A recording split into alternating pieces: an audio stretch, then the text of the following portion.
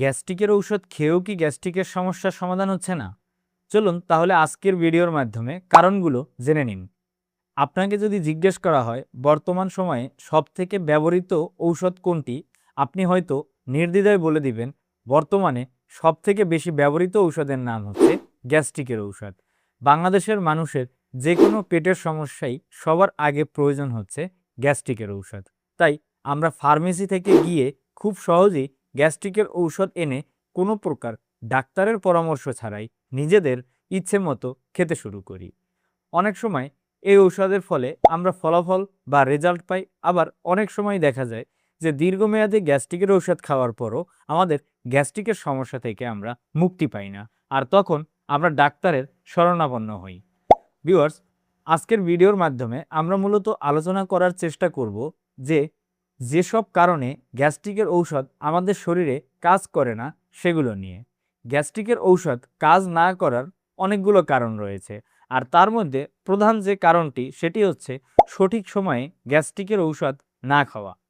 Doctor বা pharmacy থেকে আমরা যখন ঔষধ কিনে আনি তখন ডাক্তার আমাদেরকে এই ঔষধ খাওয়ার সঠিক নিয়ম বলে দেয়। অনেক ঔষধ খাওয়ার আগে খেতে হয়, আবার অনেক ঔষধ খাবার পরে, আবার কিছু ঔষধ আছে যে কোনো সময় খেলেই হয়। কিন্তু আমরা কি করি, আমাদের যখন মনে পড়ে তখন আমরা গ্যাস্ট্রিকের ঔষধ খাই।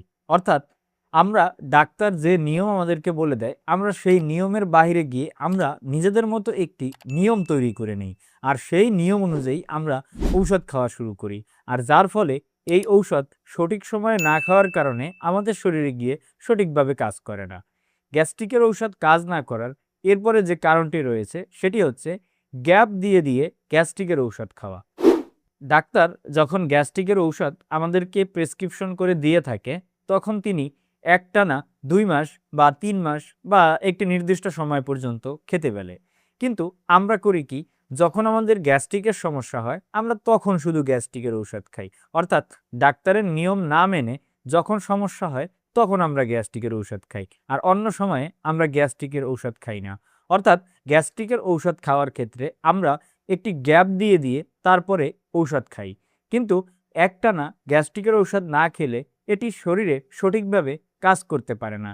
তাই গ্যাপ দিয়ে দিয়ে অর্থাৎ ডাক্তারের পরামর্শের বাইরে গিয়ে ঔষধ খেলে এটি গ্যাস্ট্রিকের ঔষধ কাজ না করার একটি কারণ হতে পারে। গ্যাস্ট্রিকের ঔষধ কাজ না করার এরপরে যে কারণটি রয়েছে সেটি হচ্ছে খাবারের অনিয়ম করা বা ভাজা পোড়া বা তেল জাতীয় খাবার খাওয়া। গ্যাস্ট্রিকের সমস্যার সমাধান শুধুমাত্র গ্যাস্ট্রিকের ঔষধের মাধ্যমেই সমাধান করা সম্ভব নয়। বিভিন্ন বিশেষজ্ঞরা বলে থাকেন যে গ্যাস্ট্রিকের সমস্যা সমাধানের জন্য গ্যাস্ট্রিকের ঔষধ খাওয়ার পাশাপাশি বিভিন্ন ধরনের নিয়ম কানুন আমাদের মেনে চলতে হবে। যেমন আমরা আমাদের প্রয়োজন বা প্রয়োজনের বাহিরে গিয়ে অনেক সময় বিভিন্ন ধরনের খাবার গ্রহণ করি, যেমন তার মধ্যে বাহিরের ভাজা পোড়া বা ফাস্ট ফুড জাতীয় খাবারই বেশি থাকে।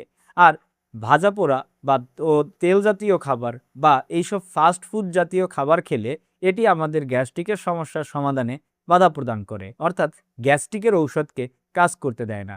তাই আমরা যদি এইসব তেল জাতীয় খাবার বা ভাজা পোড়া বেশি গ্রহণ করি তখন গ্যাস্ট্রিকের ঔষধ কাজ করবে না। এছাড়াও খাবার সঠিক নিয়মে বা সঠিক সময়ে না খেলে এটিও গ্যাস্ট্রিকের সমস্যা হওয়ার একটি প্রধান কারণ হতে পারে। গ্যাস্ট্রিকের ঔষধ কাজ না করার এরপরে যে কারণটি রয়েছে সেটি হচ্ছে ধূমপান বা মদ্যপান।